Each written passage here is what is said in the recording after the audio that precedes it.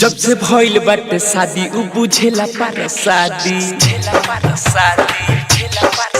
जब से भइल बाटे शादी उ बुझेला पर शादी जब से भइल बाटे शादी उ बुझेला पर शादी से दिए है पर रात भजगावेला बापा मोर फूल मारदा बापा मोर फूल मारदा बापा मोर फूल मारदा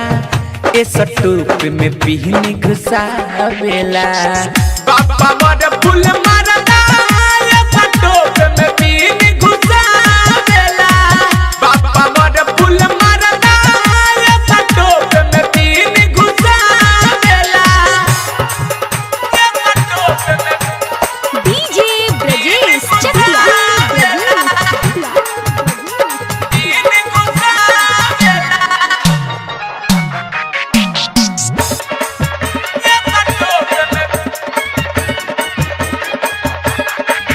जब से कह के गावाना वाले आइल बाटे देखी हमरो जवानी पागल आइल बाटे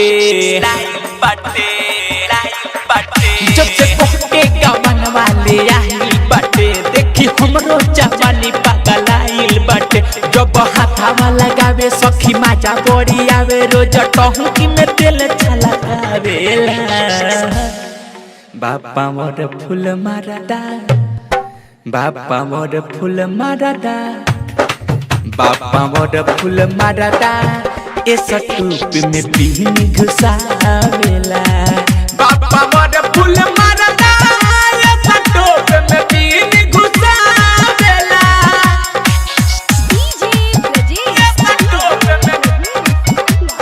पीनी घुसावेला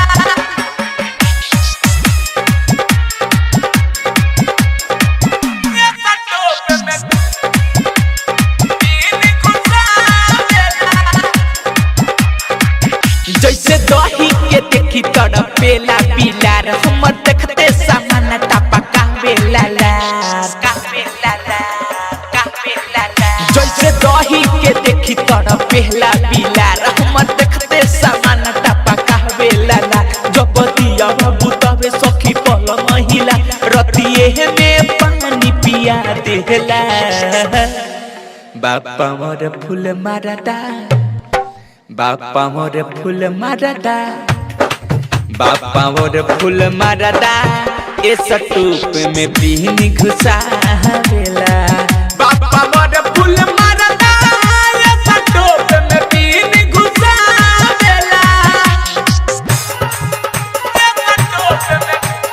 डीजे ब्रजेश चकिया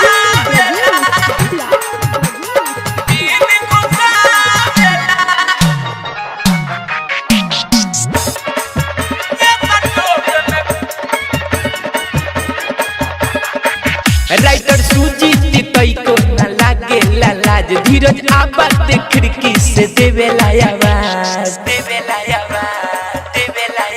राइटर प्रदीप के तई को न लागे लाज अजय चंदेश्वर खिड़की से देवेला आवाज सारा बतिया बतावे अलबेला से जाके हमरा ढोलक पताल बजावेला